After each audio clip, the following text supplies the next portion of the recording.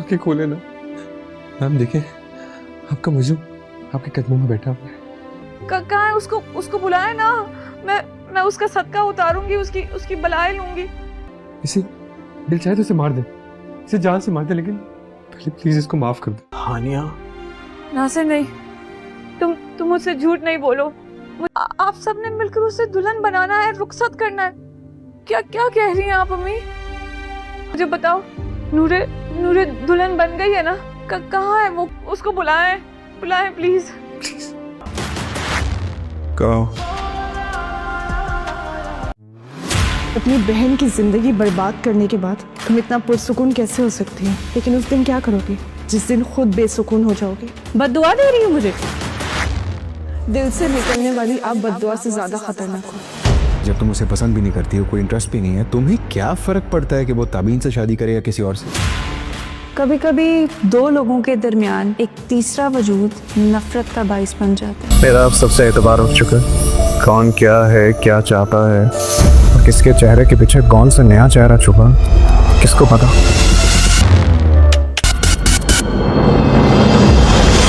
मेरा मकसद तो पूरा हो गया।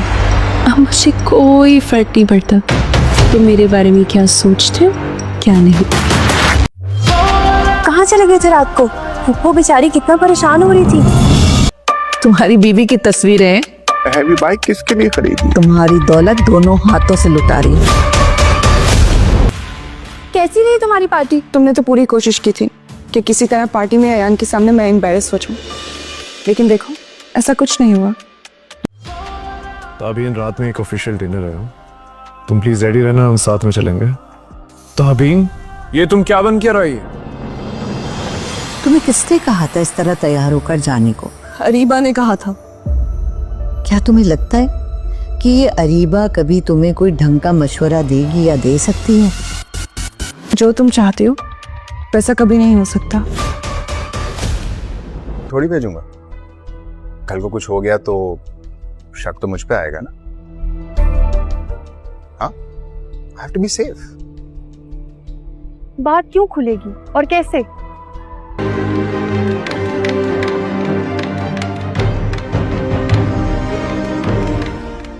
ये लो बेटा।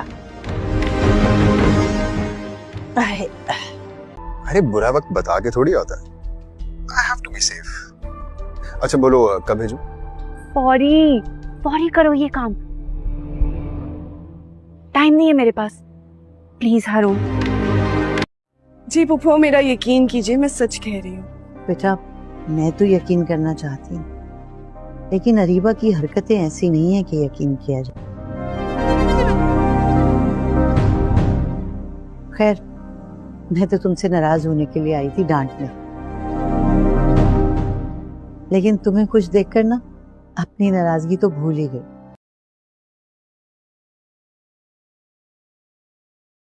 लेकिन मेरे इलाज के लिए पैसे नहीं है। अपना हक जो है ना कभी नहीं छोड़ना चाहिए। कपड़ों के लिए पैसे हैं तो हर पास। ये मकान किसके नाम पर है? अम्मा के नाम पर या जुबैर के कब्जे में? पता नहीं। मैं इलाज कराएं, ये दर्द मेरी जान में लगेगा अम्मा। जितना कर सकते थे उतना किया हमने आपके लिए भाई। मैंने कितना और सोना है तूने? चलना उठ। पेट्रिक साहब पुराने ताल्लुकात हैं। एक केस पे बात हो रही थी कि किस तरह एक लड़की ने अपने शौहर को कत्ल किया और उसके घर से जेवरात और उनका नाम क्या है? खुदा नदी लेकर फरार हो गई। जानती हो वो गुस्सा करो उसके ऊपर। अपनी बेटी पे कैसे दिल जल रहा है? कल रात तुम इतनी देर से आई, कहाँ थी? तो हंसता मुझे बचा ले, मैं सारी जिंदगी आपकी गुलाम बन के रहूंगी, जो कहेंगे मैं करूंगी। तो मेरी बच्चियों पे सारा घर चिल्लाता था। हटो यहाँ से। राजी तेज निकला, बता माल कहाँ छुपा है? मुझे नहीं पता, ये औरत झूठी है। मैं आज खेल खेलने वाली आपके साथ।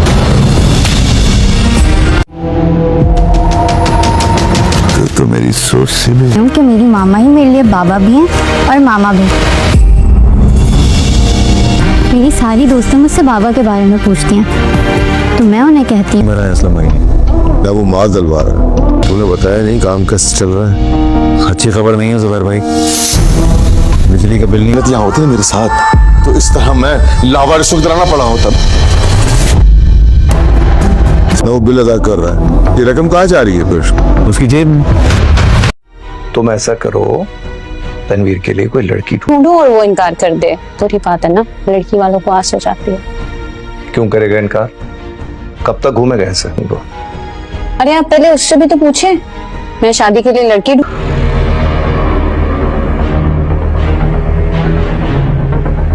दोस्ती अपनी जगह, कि तुम्हें मेरी बीवी के बारे में इस तरह की बात करने का मैंने हक नहीं दिया।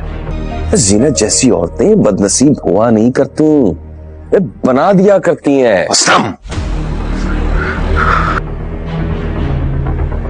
पता कितना मुश्किल होता है एक औरत के लिए, नंगे पैर कांटों पर चलना, अपने पैरों को लहूलुहान होने से बचाए। क्या ही करे, बहुत मुश्किल है यार। अच्छे खाते पीते खानदान से हूँ मैं भी। तो फिर तुम्हारी मुलाकात इस फुकरे मेरे मतलब जहांगीर अपनी चादर संभाले, अपने